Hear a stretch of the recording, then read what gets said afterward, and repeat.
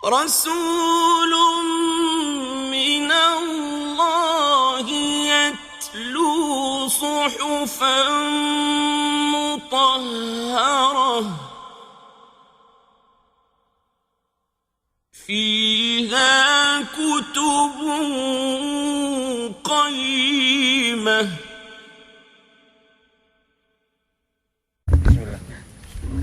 أعوذ بالله من الشيطان الرجيم.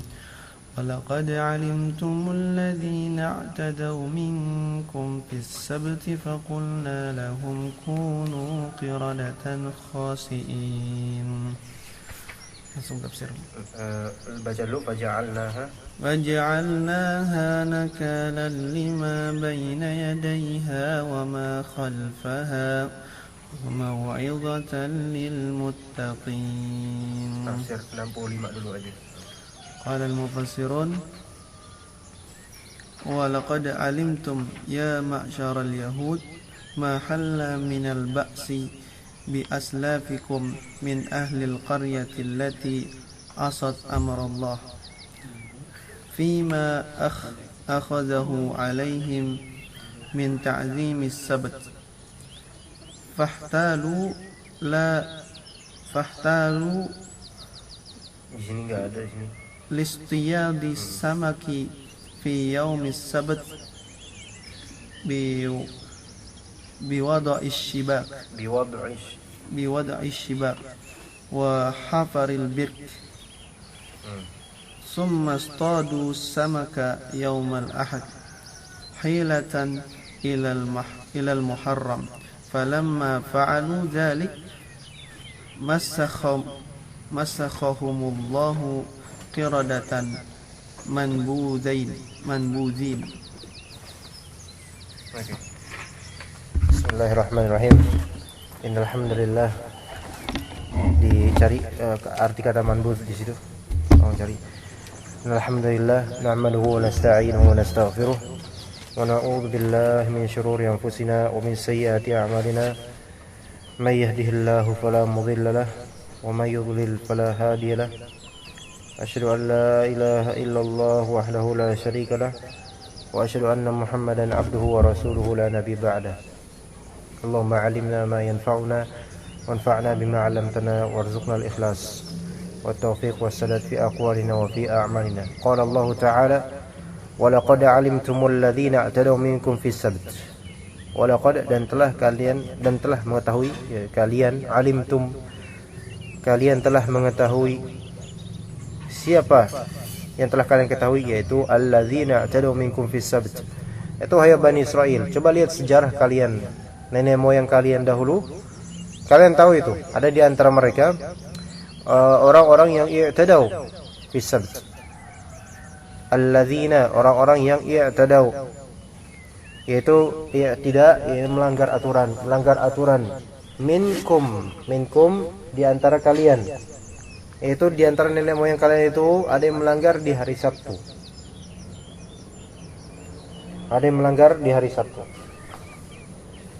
Jadi dikatakan bahwasanya di sini i'tadaw minkum fis sabt, yaitu mereka telah berbuat pelanggaran pada hari Sabtu, di mana mereka dilarang berburu pada hari itu, tetapi mereka melakukannya dengan trik.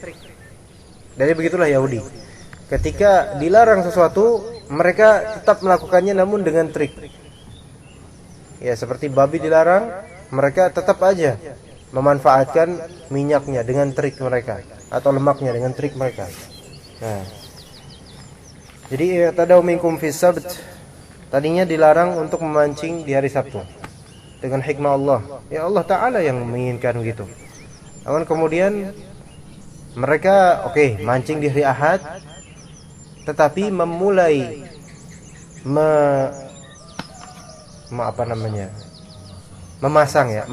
menancapkan pancingan mereka di hari Sabtu. Ya. Iya, jadinya hari Sabtunya tetap dianggap mancing enggak itu? Maksudnya bukan mereka mancing, tapi tetap aja ditaruh itu kan pancingan. Ibarat kalau kita tahu bubu, Pak. Bubu tahu bubu? Hah? Yang buat kok di sungai itu jebakan itu. Bukan jala, dia bentuknya kayak makin kerucut gitu. Itu kan kita pasang di sungai gitu atau di mana. Itu sebenarnya sama aja mancing kan? Sama aja mancing. Kayak misalnya dilarang, kamu jangan mancing pagi-pagi lah, misalnya. Ntar malam aja, atau ntar sore. Ya udah, iya saya nggak mancing pagi-pagi, tapi saya pas subuh naruh bubu itu di sungai. Ya udah saya tinggal. Loh itu kan namanya mancing sama aja. Oh enggak, saya nggak ada di situ kok, ya kan? Gitu, licik kan? Maksudnya mereka tuh ada kepinteran tapi untuk dilicikkan gitu. Jadi memang seperti syaitan juga. Syaitan itu mempelajari celah-celah keburukan kita. Misalnya Anda bisa bahasa Arab, maka Korin Anda juga bisa bahasa Arab. Jadi sebagaimana Anda gini, Korin pun sebagaimana begitu. Maksudnya mencocokkan diri dengan Anda. Anda juga begitu. Jadi mereka Allah Ta'ala berikan pemahaman bagaimana diri kita. Tapi bedanya mereka menggunakan itu untuk menyesatkan, untuk kelicikan. Nah itulah syaitan juga seperti itu. Ya. Allah berikan pengetahuan justru untuk menggelincirkan. Baik, alladzina atadaw minkum fis sabt. Berarti mereka telah berbuat pelanggaran pada hari Sabtu, di mana mereka berburu pada hari itu, tetapi mereka melakukannya.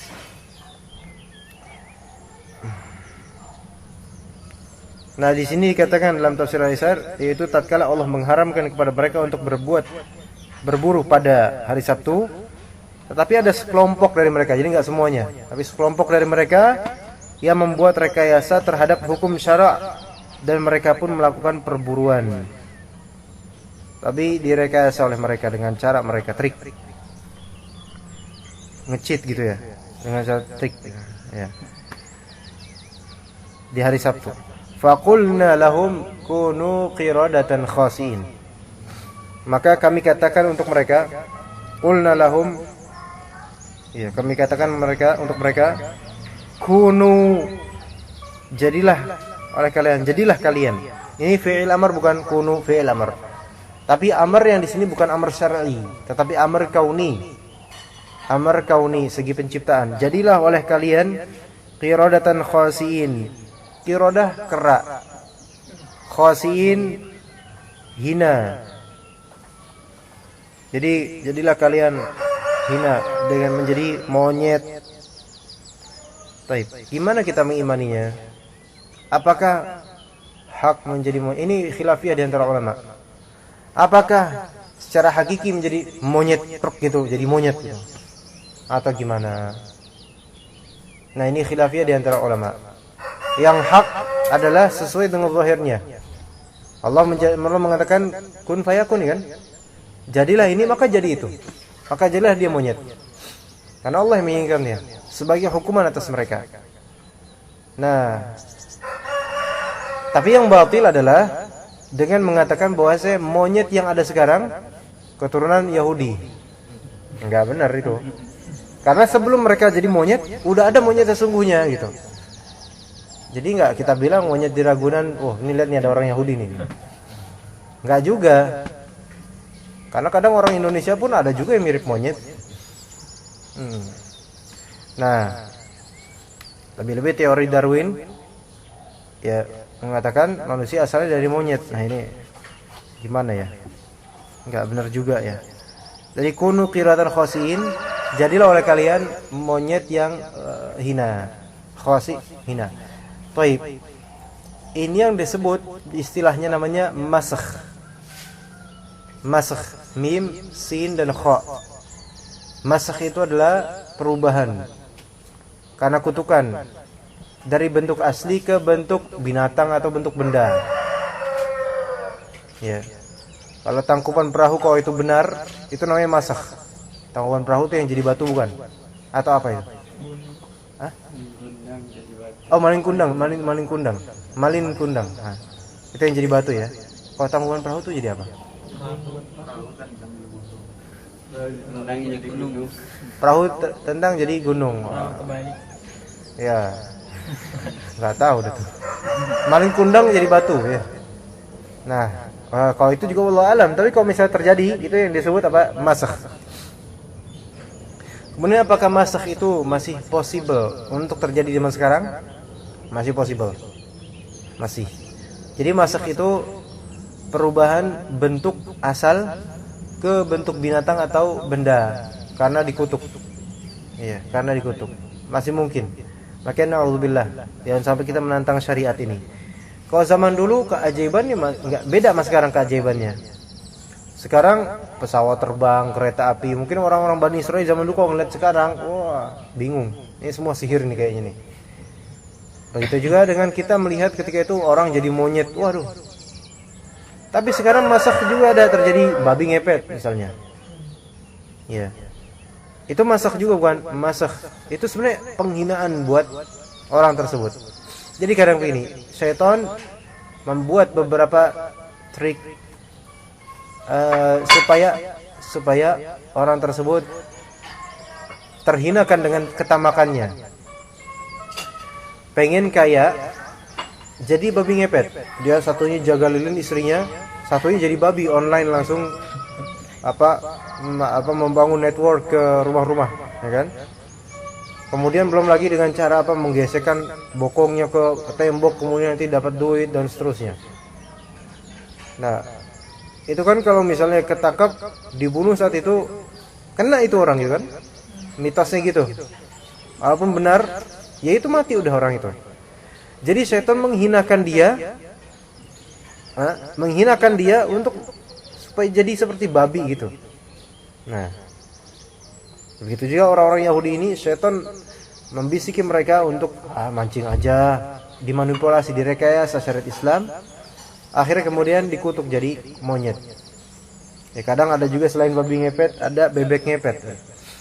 Di kampung di daerah Ciamis, ternyata untuk menjadi maling itu nggak harus jadi babi ngepet. Ada yang jadi kayak bebek, kayak soang ngepet gitu. Ngepet itu bahasa kasar ya, artinya apa nggak tahu, tapi ada aja lah. Jadi soang dia. Pergi ke dukun, mungkin derajatnya tidak seburuk babi, tapi sama aja untuk nyari. Nggak harum-harum amat ya, soang ya. Kalau orang ketemu juga disembelih juga masih bisa dimakan. Tapi ini jadi soang, ngok, gitu kan? Malam-malam keliaran ke rumah orang. Ada yang kayak gitu. Kemudian termasuk makanya mini syaitan itu berusaha menghinakan bagaimana caranya. Itu masuk perubahan seperti itu. Ya dengan izin Allah untuk menghinakan mereka. Ya, untuk menghinakan mereka. Baik. Tapi di sini 65 yang ada di kitab yang Anda pegang, ini beda dengan yang antum kayaknya. Ya. Di sini bacanya walaqad alimtum ilman muakkadan jarimata aslafikumul ladzina yatajawazu hududallahi zulman wa baghya. Sebagian ada yang sama, sebagian enggak ya? Yang besar beda ya? Tapi enggak apa-apa. Ini maknanya insyaallah sama. Walaqad alimtum, dan kalian telah benar-benar mengetahui ilman muakkada, suatu pengetahuan yang alhamdulillah. Suatu pengetahuan yang muakkada, yang kuat tentang apa? Jarimat aslafikum. Jarimah itu adalah kejahatan. Makanya di tahun 90-an pertengahan perempuan namanya Zarimah. Pak, masih ingat gak Pak? Pak Mitro? Pak Tasrifin ingat Zarimah Pak? Tahun 90-an. Pak Rahmat? Iya, semacam itu. Nah, antum waktu itu kan udah punya anak satu. Oh, sana. Tahun berapa? 90-an. Anak belum lahir. Oh. Anak 91. Oh gitu ya. 94 95-an kayak itu, 96. Nah, itu jarimah. Jarimah yaitu kejahatan. Ya. Jarimah itu kejahatan. Makanya jurum kejahatan. Tapi ajrumiyah bukan, ajrumiyah beda lagi. Aslafikum, kejahatan aslafikum jamak dari salaf. Kejahatan salafnya kalian, yaitu orang-orang masa lalunya kalian. Kejahatan mereka, alladzina tajawazu hududallahi zulman wa baghya. Yang mereka itu tajawazu, melampaui hudud, batas-batasan Allah Ta'ala, zulman wa adwa, zulman wa baghya, yaitu karena kezaliman dan karena baghi. Baghi banyak artinya baghi itu. Baghi bisa artinya pemberontakan. Baghi bisa artinya perzinahan, bisa artinya pembelotan. Al-muhim zulman wa baghya, yaitu kezaliman dan peletakan sesuatu tidak pada tempatnya. Ini baghi yaitu semua bentuk negatif bisa diartikan baghi. Ya. Hina harrama alaihimus sayda yaumas sabti bidzunubihim. Ketika Allah Ta'ala, ini bisa haram ya, ketika Allah Ta'ala mengharamkan atas mereka as-sayd, yaitu mancing di hari Sabtu dengan sebab dzunub, dengan sebab dosa-dosa mereka.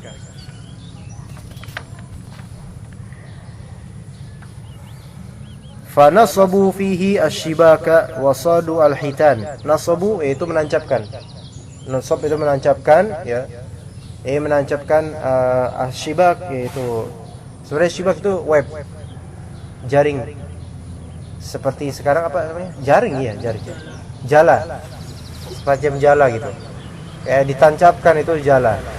Nah, wasadu al-hitan, dan mereka pun berburu hitan, yaitu ikan air. Faqulna lahum kunu qiradatan manbudhin, maka kami katakan kepada mereka, jadilah kalian qiradah, monyet. Manbudh apa manbudh? Antum tahu? Nabadha. Melepaskan, membuang, mengasingkan. Iya. Manbudh berarti artinya terdampar, stranded gitu, yaitu yang tak dimanfaatkan. Maksudnya jadi kera, kemudian orang-orang pun meninggalkan mereka itu. Terlantar, kera-kera terlantar yang hina. Fasaru kadzalika, maka mereka pun menjadi seperti itu. Jadilah mereka kera-kera terlantar seperti itu.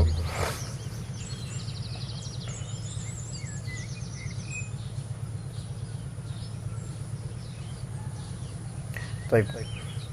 Baca lagi yang tafsiran selanjutnya 66. فجعلنا هذه القرية عبرة لمن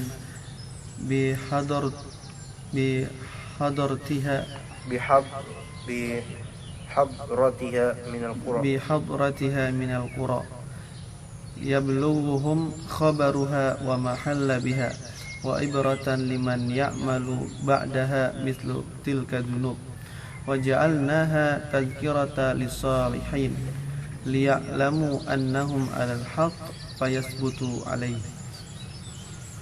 Baik. Di sini ana kurang paham kalimatnya. Faja'alna hadhihi al-qaryata ibratan. Di sini gimana bacanya? Agak rancu kalimatnya. Anda tahu? Di situ gimana, Pak? Yang gede liman apa? Liman Bihadratiha. Ya. Gimana itu? Gimana cara menerjemahkannya? Faja'alna, dan kami menjadikan hadhil qaryah ibrah. Kota ini ibrah. Penduduknya daripada mungkin liman kana atau liman kanu bihadratiha minal qura. Ya, bagi orang-orang yang hadir di, ya maksudnya penduduk situ gitu kan? minal qura, Dari penduduk Korea atau sekitar-sekitarnya. Jadi qura itu kan jamak dari Korea. Ya, kami jadikan itu ibrah, ya, pelajaran buat orang yang memang ada di daerah-daerah lain, di kota-kota lainnya. Ya belughuhum, bisa ya belughuhum aja di sini. Ya belughuhum khabaruha wa ma halla biha. Ya belughuhum, sampai kepada mereka, yaitu khabar-khabar, yaitu sampai kepada kota-kota lain, khabarnya itu, wa ma halla biha, dan apa yang halla biha terjadi di qaryah tersebut. Atau halla bisa artinya menempati. Yaitu apa yang menempati di sana, yaitu apa yang terjadi dari sana orang-orang yang menempati itu. Wa ibratan liman ya'malu ba'daha mithla tilka dzunub. Dan sebagai ibrah pelajaran bagi orang yang beramal setelahnya seperti dosa-dosa tersebut, yaitu memanipulasi syariat Islam. Walaupun alim. Jadi hati-hati di sini. Di antara bentuk manipulasi syariat Islam, memilih qaul yang marjuh di depan umat demi ridho mereka. Paham gak itu? Jadi ada khilafiyah di antara ulama tentang suatu permasalahan, ya. Kemudian masyarakat tradisinya memegang pendapat yang marjuh, yaitu pendapat yang lemah, tidak sesuai dengan dalil. Atau ustadz ini dia tahu bahwa dalil sebenarnya menyelisihi pendapat yang marjuh ini, tapi karena mencari ridho manusia, dia kemudian mengikuti selera pasar, berpendapat sesuai dengan pendapat masyarakat, padahal itu jelas bertentangan dengan dalil. Ini sebenarnya kadzib 'ala Allah, ya, yaitu berdusta atas nama Allah Ta'ala, syariatnya. Dan ini banyak terjadi di penceramah-penceramah. Ya, ini yang harus waspada sebenarnya. Makanya penceramah itu harus benar-benar dia bertakwa, harus, maksudnya godanya banyak, Pak. Kalau misalnya kita baru taubat dari suatu maksiat besar, jangan jadi penceramah setelah itu, karena godaannya besar. Makanya kita selalu bilang artis-artis yang baru taubat itu jangan banyak ditampilkan, kasihan. Belum kokoh itu kalbunya. Kita aja mungkin alhamdulillah yang Allah berikan pengetahuan, ilmu, sunnah sudah bertahun-tahun lamanya, belum tentu cocok pas untuk tampil banyak di depan banyak orang. Nah, orang yang baru hijrah ini jangan langsung ditampilkan, kemudian mengisahkan tentang masa lalu yang buruk. Itu sebenarnya nggak boleh, kecuali sekali dua kali mungkin untuk ibrah. Tapi kalau sering-sering, lama-lama dia spesialis di bidang menceritakan dirinya sendiri. Lama-lama syaitan akan menyusupkan penyakit ujub, riya, sum'ah dalam dirinya, ya. Kemudian nanti dipanggil apa? Ustaz, ya. Termasuk juga beberapa peruqyah, ya, yang tertipu dengan hal-hal semacam ini. Akhirnya apa? Jadi memanipulasi hukum syar'i dan berbicara atas agama Allah tanpa hak, itu kadang bukan karena apa-apa, melainkan karena sudah kepepet, terlanjur diperustazkan. Di antara ini yang mungkin musibah yang mungkin bakal banyak terjadi, na'udzubillah, adalah tercetaknya banyak ruqyah sekarang dengan training yang berijazah, hanya seminggu training ruqyah, kemudian setelah itu tercetaklah menjadi ustaz. Ini kan sebenarnya konspirasi syaitan juga nih. Kalau misalnya antum dengan hati yang tulus, ya, tanpa ada hasad, insyaallah, bukan bermaksud dengki, namun untuk islah di antara kaum muslimin. Kalau kita berpikir lebih jernih, ini strategi syaitan, ya, supaya mencetak banyak orang-orang yang berbicara agama Allah di depan kaum muslimin, di depan banyak dari orang-orang tanpa ilmu. Ingat, antum kalau misalnya nih tersirat dalam ayat 168 atau berapa ya? 169. Suf. Ini nih, anak kasih tahu isyaratnya dari Allah Subhanahu wa taala. Ya ayuhan nas. Ini keras nih untuk banyak dari peruqyah baru nih. Ya ayuhan nas, kulu mimma fil ardi halalan thayyibah. Wahai manusia. Ini memang asbabun nuzulnya ada, tapi ibrahnya di keumuman lafal. wahai manusia, kulu makanlah oleh kalian mimma fil ardi halalan thayyiba, dari apa yang di bumi yang halal dan thayyiba. Halal di sini halal, thayyiba itu yang baik caranya. Ya bisa ada tafsiran lain, baik cara mendapatkannya atau tidak khabith makanan itu. Thayyib. Di antara keutamaan bisa meruqyah, bisa mendapatkan banyak harta, ya enggak? Lebih dari ustaz-ustaz, beneran. Karena dianggap apa? Menyelamatkan. Nah ini menjadi fitnah besar ini nanti, fitnah harta. Kalau misalnya ustaz meruqyah tersebut belum kokoh keilmuannya dan amalannya dan hatinya belum terjernihkan, langsung kena fitnah ini. Satu baru itu, belum fitnah nanti wanita, itu lebih besar lagi nanti. Ya. Wala tattabi'u, ini Allah Ta'ala peringatkan. Pertama adalah amr, makanlah yang halal. Kedua nahi, wala tattabi'u khutuwati syaitan, jangan kalian mengikuti khutuwati syaitan. Di antara khutuwati syaitan bagi peruqyah adalah membuat metode-metode baru. Khutuwat syaitan. Antum pernah dapat broadcast tulisan Ustaz Firanda?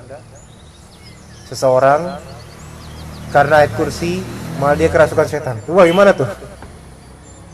Karena apa? Mentahdid ayat kursi berapa jumlah bacaannya? 100, 200. Yang tadinya ayat kursi itu bisa membentengi diri setan, bahkan mengusir, malah justru mendatangkan setan karena kebid'ahan. Nah ini yang hati-hati sebenarnya ini. Jadi sesuatu yang tadinya sunnah, kalau diselisihi menjadi bid'ah. Kalau yang sunnah mengusir setan, yang bid'ah justru mendatangkan walaupun covernya sunnah. Ini wala tattabi'u khutuwati syaitan. Ya. Kemudian di antara khutuwati syaitan adalah dengan alasan ingin menolong orang banyak, kemudian sering-sering meruqyah dan mulai meninggalkan majelis ilmu dan makin malas menuntut ilmu. Ini khutuwatu syaitan yang terbesar ini. Ya nanti konsekuensinya ada di ayat setelahnya nanti kita cari tahu. Ya, kemudian di antara khutuwatu syaitan juga dalam masalah ruqyah ini mencetak kader-kader peruqyah yang kelak akan diperustazkan oleh masyarakat. Yang bisa jadi mereka itu akan lebih dianggap ustaz dibandingkan ustaz sebenarnya. Karena apa? Karena ustaz sebenarnya sendiri hanya bisa ceramah, sedangkan mereka bisa meruqyah, bisa nyembuhin dan seterusnya. Ini tipuan ini. Hati-hati makanya. Kalau bisa kita tanbih banyak masyarakat tentang hal seperti ini. Nggak apa-apa, mungkin mereka nggak ridho, tapi kita bukan mencari ridho manusia, kita mencari apa yang hak, gitu kan? Dan yang batil harus ditenggelamkan. Dan insyaallah Allah Ta'ala akan minimalisir hal-hal seperti ini. Innahu lakum aduwwun mubin. Sesungguhnya syaitan itu musuh yang nyata, tapi bagi orang yang mempunyai ilmu tentangnya. Bagi orang yang nggak punya ilmu tentang itu, syaitan itu bukan musuh.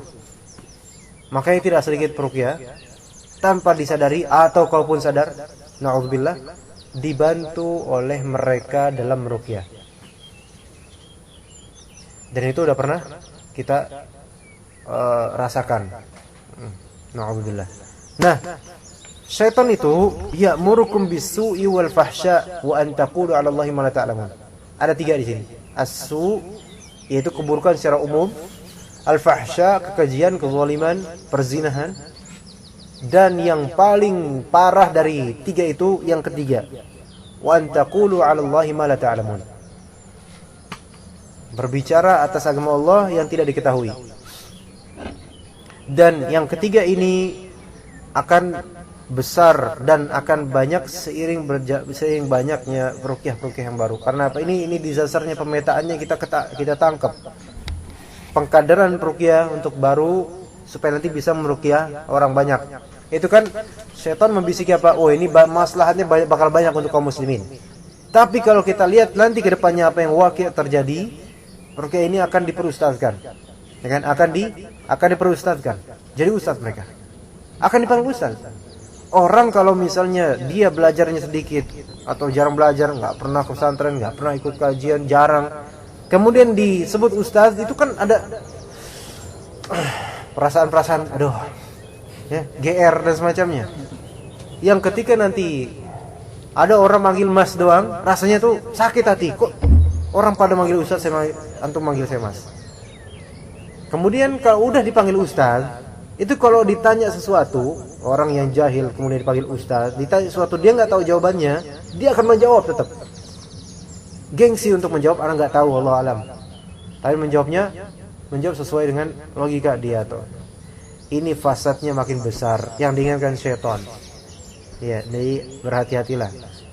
Makanya antum melihat dari mayoritas ruqyah sekarang yang masyhur, mayoritasnya itu tidak ngerti tafsir, tidak ngerti hadis, mustalah hadis, nggak ngerti usul fikih apa itu, nggak ngerti. Dan ini bencana besar ini, yang harus sebenarnya para asatidzah juga harus bisa untuk menanggulangi ini, maksudnya mengcounter ini. Bukan karena kita ingin permusuhan, bukan, tapi ini nanti kedepannya efeknya kader-kader kejahilan ini bakal banyak nih. Na'udzubillah. Kita harus membentengi agama kita, harus menolong agama kita. Nah, orang-orang Yahudi kembali ke sana. Faja'alna nakala lima baina yadayha wa ma khalfa, dan orang-orang setelahnya, dan menjadi pelajaran wa mau'izatan lil muttaqin, dan sebagai mau'izah untuk kita. Pelajaran buat untuk orang-orang bertakwa, mudah-mudahan kita termasuk orang-orang bertakwa. Al-muhim di sini wa ja'alna tadhkiratan lis-sholihin, sebagai peringatan untuk orang-orang saleh, liya'lamu, agar mereka tahu, annahum 'alal haq, bahwasanya mereka berada dalam hak, fayathbutu 'alaihi, maka mereka tetap berada di atasnya. Itu jangan sampai ini terjadi masakh. Terjadi masakh yaitu perubahan. Disebabkan apa? Disebabkan berbicara atas agama Allah, atau tanpa hak, atau memanipulasi syariat Allah Subhanahu wa taala dengan kebid'ahan, yang sunnah diganti bid'ah. Betapa banyaknya sekarang orang-orang kiai, ustaz yang menantang sunnah Nabi dan berganti dengan bid'ah, dengan beraninya itu. Kita nggak tahu apa yang terjadi nanti di kubur kita. Alhamdulillah. Iya. Kalau misalnya Allah Ta'ala tidak menghukum secara zahir, itu berarti istidraj. Iya. Ya sekarang banyak yang seperti itu. Alhamdulillah. Ya semoga Allah lindungi kita dan juga keluarga kita dari kebid'ahan, karena kebid'ahan ini besar perkaranya di sisi Allah, dan juga besar juga perkaranya di sisi Rasulullah, karena menyelisihi apa yang Rasulullah SAW perintahkan. Cuma memang kita juga nggak boleh gegabah menyebut sesuatu bid'ah begitu saja. Ya, perlu petunjuk dari ulama dan ustaz-ustaz kita. Ya. Subhanakallahumma wa bihamdika asyhadu an la ilaha illa anta astaghfiruka wa atubu ilaik. Alhamdulillah.